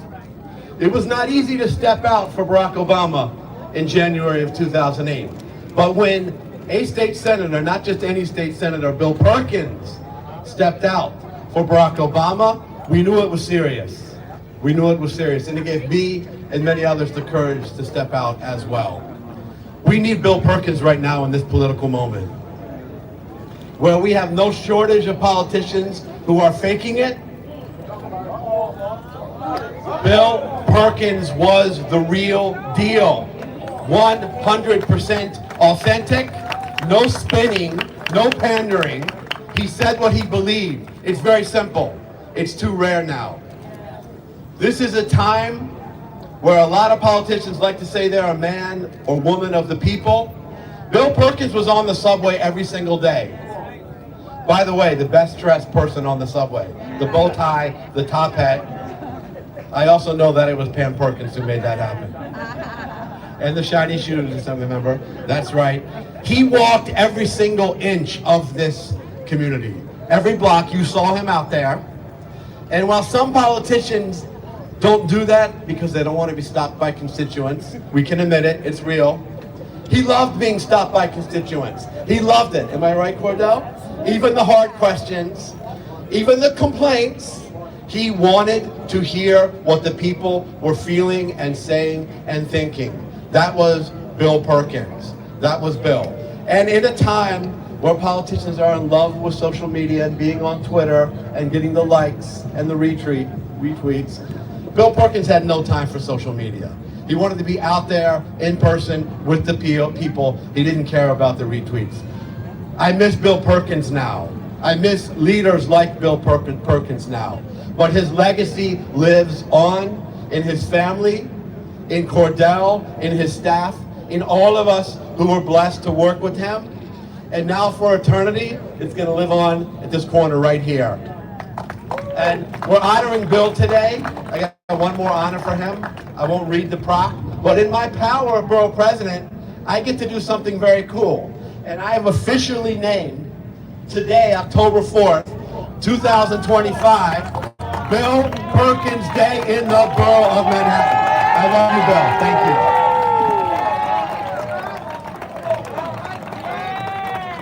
Beautiful, beautiful. All right.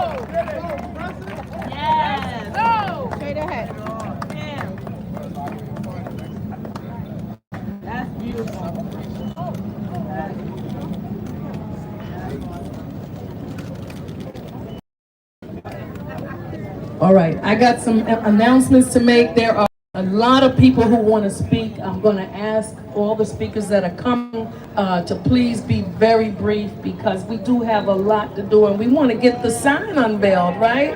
We want to see that sign. So we're going to get to it, but we have a lot of important people that they are important to Bill's life and his story.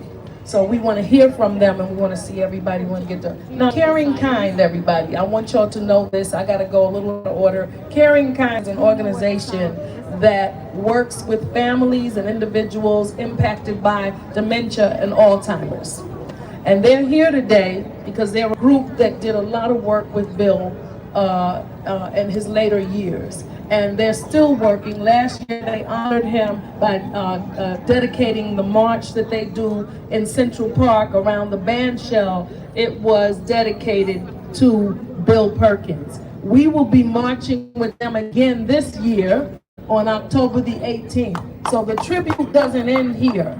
We're asking you to sign up and march with us against Alzheimer's. It affects so many families. It's affecting more and more people at younger and younger ages. So they're here, and we're also signing people up a block away on Malcolm X Plaza.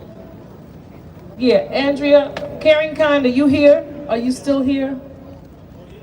Where's the Caring Kind folks? Just wave if you're still here. Oh, behind, oh, there you go. You were over there. Okay, so here's someone. If you want to sign up, you can sign up with him. We want you to join us out there and represent. We need research, we need resources, we need services, and we're going to march to make sure that happens. Where's my Jamani? Where is he? Oh, you in the shade. All right, that's cool.